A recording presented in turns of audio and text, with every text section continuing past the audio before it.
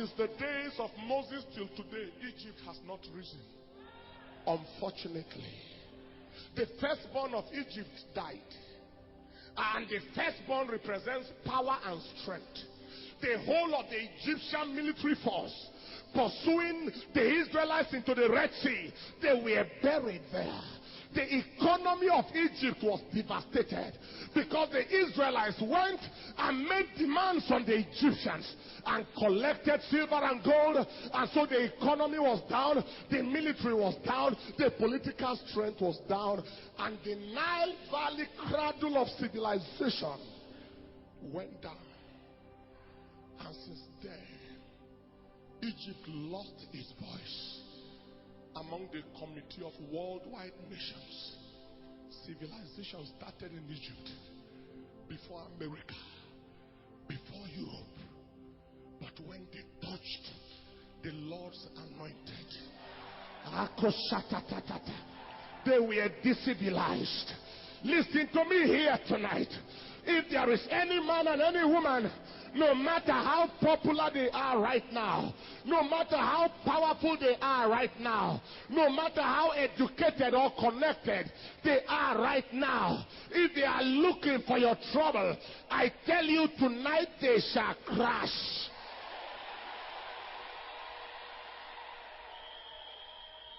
Sit down.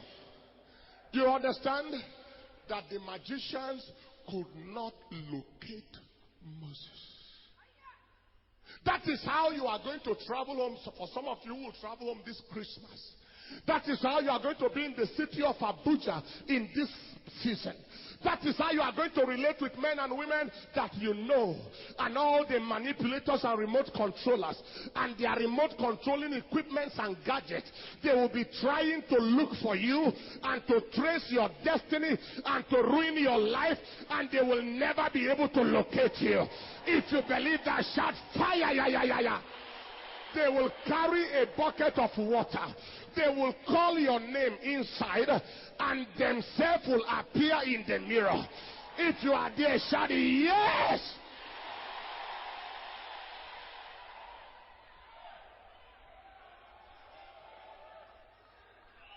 I don't know whether you understand some things.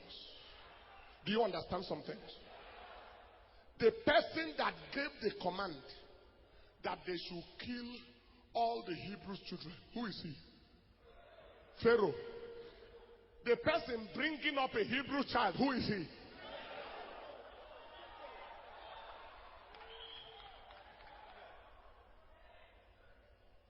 Pharaoh said, these people are more and mightier than us. From Exodus chapter 1 from verse 3 down, they are more and mightier than us. Let us deal wisely with them now. If we leave them to grow like this, when war break out in future, they will join with our enemies and finish us, and they will inherit our land.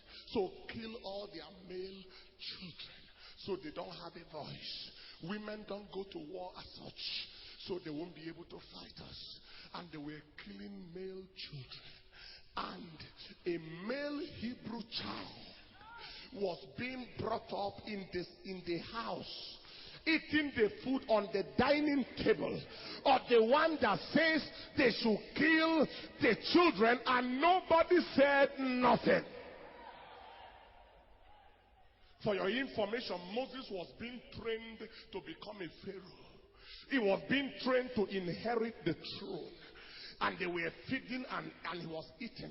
All the counselors, the political advisor, the chief economic advisor, the advisor on foreign affairs and policy in the government, none of them could ask Pharaoh, what doest thou? What are you doing to this Hebrew child? Because the spirit of confusion and the spirit of blindness descended on them from the throne of God. I am here tonight to let you know that every man and every woman that wants to ruin your destiny, after tonight, confusion shall hit them, blindness shall hit them. If you believe, shout yes. I'd like you to help me tell 3 people they can't locate you. They can't. They won't catch you. They won't find you. They won't locate you. They will be confused. They will be blinded. They will be unable to detect you. Their equipment will fail. There will be equipment failure. There will be radar failure. Somebody shout, yes!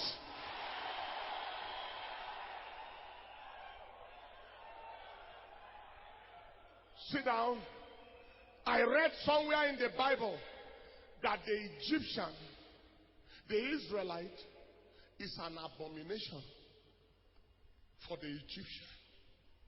Will you take a look at that in the book of Genesis chapter 43 and verse 32? Israelites and Egyptians can't live in the same house, can't eat from the same table. 43:32. Now, the microphone. When the brothers of Joseph, how many of you remember Joseph?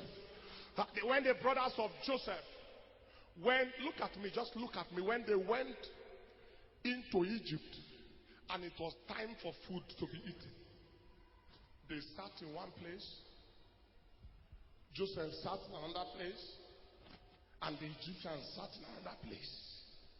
For they cannot eat bread together. Joseph sat in another place because he was their leader. His brothers and the Egyptians sat differently because the Israelite is an abomination to the Egyptians. Read it. And they set on for him by himself, and for them by themselves, and for the Egyptians which did eat with him by themselves, because the Egyptians might not eat bread with the Hebrews, for that is an abomination unto the Egyptians. How come an abominable child is in the house?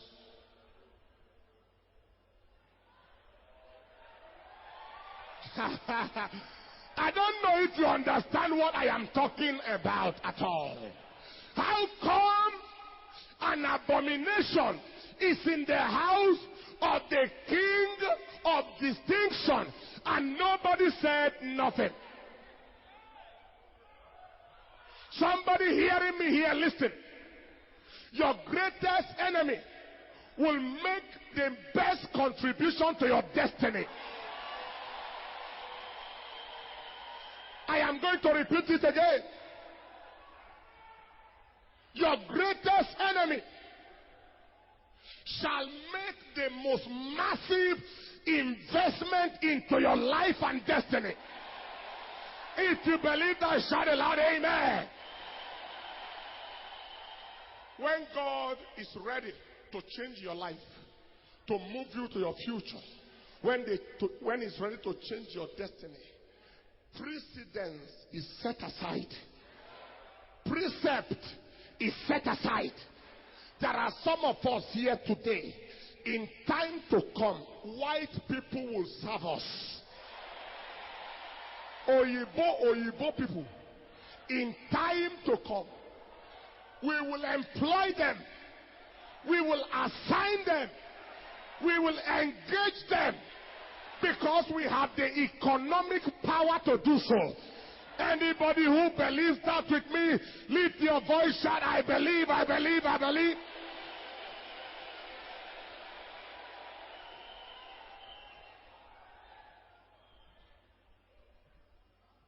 The Egyptian, the Hebrew is an abomination to the Egyptian. The Hebrew they want to kill, who is also their abomination, was being raised in their house, and nobody said nothing. The last time they discriminated against you shall be the last forever. The last time somebody despised you shall be the last forever. The last time you were a victim of rejection and inferiority complex, that shall be the last forever. Somebody lift your hands, shout, I believe. Look at your neighbor, say, no more discrimination. No more discrimination. I am free.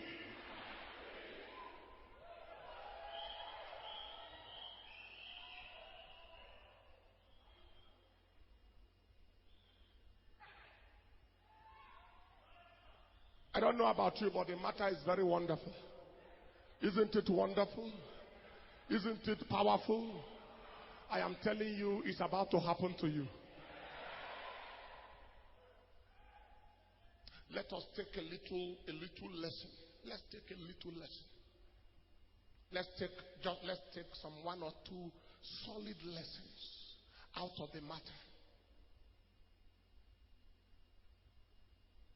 Moses was led of God when he tried to deliver the Israelites in his power, and he jammed rock, and Pharaoh placed a death sentence on his life. Moses wanted, dead or alive. He was on the run into the wilderness, and I believe God led him into the wilderness because Moses was going to lead Israel through the wilderness. And you cannot lead anybody where you have not been. No. You can't. It's not possible to take somebody where you have not been.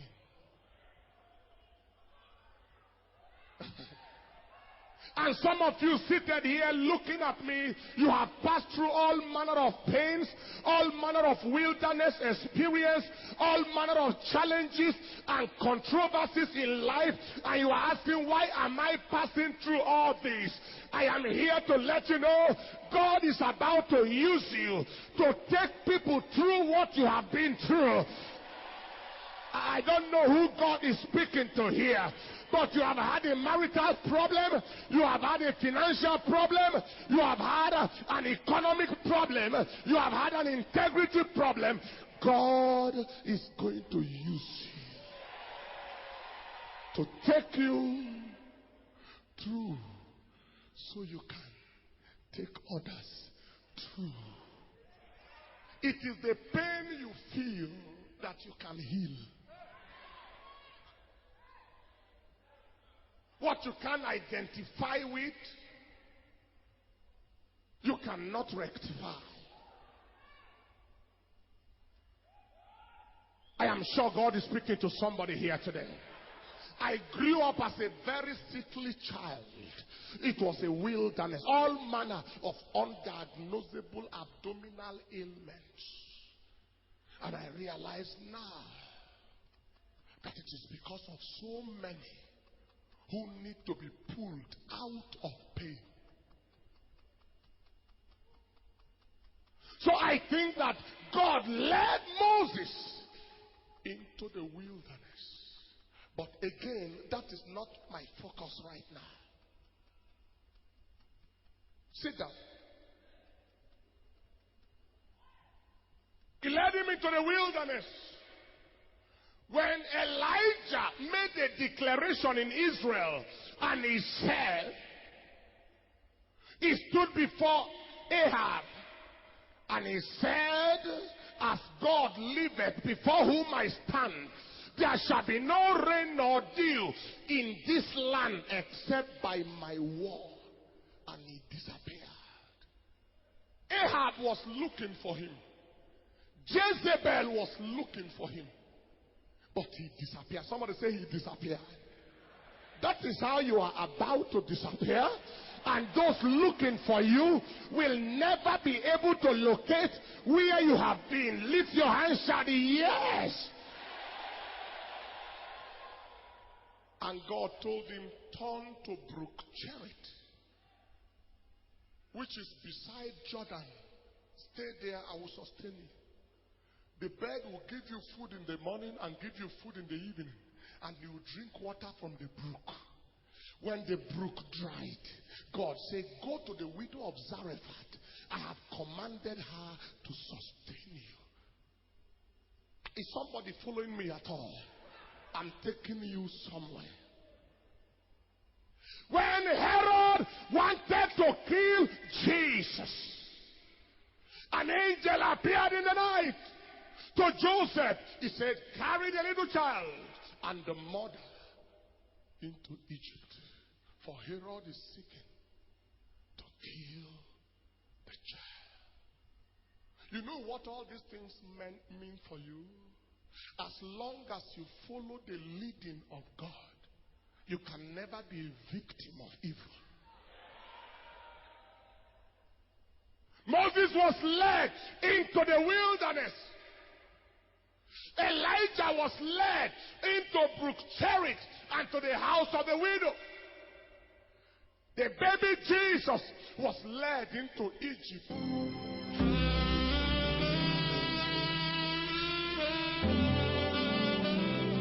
Hallelujah. This is the end of side A. Please turn over to side B.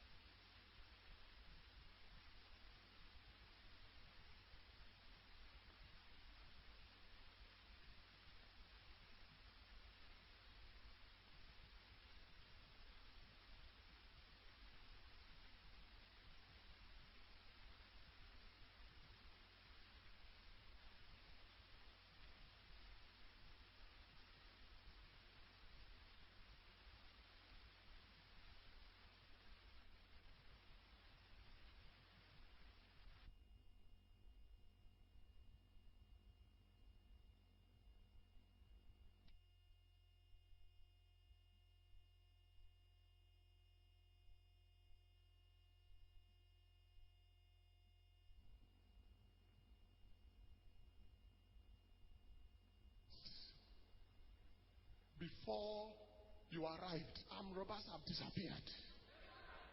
Before you arrived, the accident that was to happen has been frustrated. The tire wanted to puncture, but the angel frustrated the puncturing of the tire. The next day, 1 month later, you want to travel. In the dream of the night, you saw a revelation that says, don't travel. You woke up in the morning, you wanted to pack your bag, you don't feel like packing the bag. You carry your bag all the same and you are moving to the car park, and inside you, there is a witness that says, don't go. You are not happy with the going. You are not excited with movement. You feel low when you think about going. God sent somebody your way and said, Sister so-and-so, brother so-and-so, I saw something in the night. I don't know if you are about to make a journey, but forget the journey.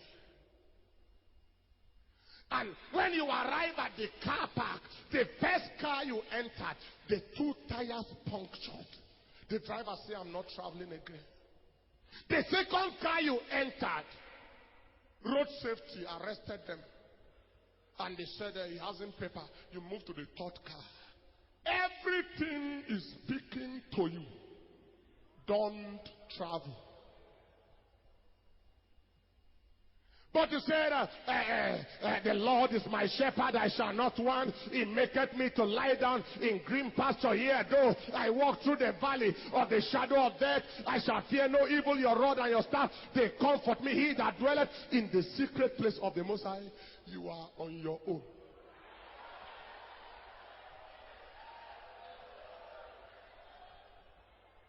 You are on your own. You are on your own. The God who protected you in the last journey is the same God who is telling you now, for one reason or the other, best known to me don't travel.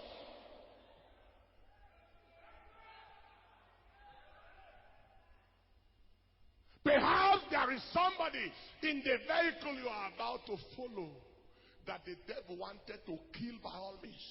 Somebody who made a covenant with Satan, and it is his time to die.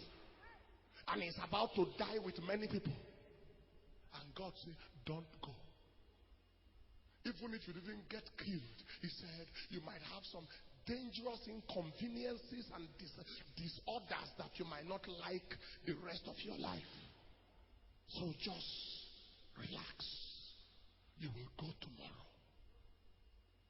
Is God speaking to anybody here? You know, all the time we preach and you jump and you shout, there is also time when you need concrete instruction. You want to marry that girl. Everybody sees it and says, this thing doesn't look right. Even the way you people are conducting each other, it looks like boyfriend and girlfriend.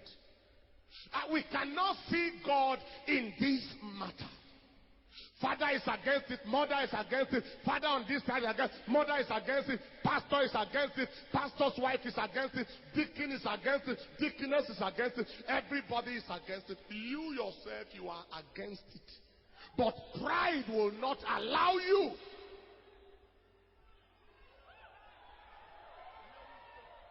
I must marry this girl by all means. You are on.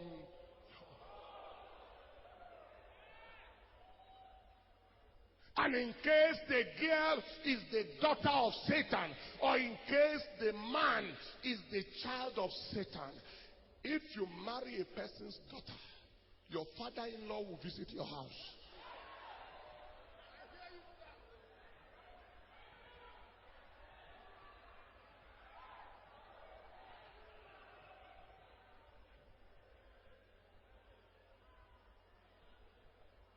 Hallelujah. Look at your neighbor, say, be wise. Be wise. Be sensitive. Listen to instruction. Listen to direction.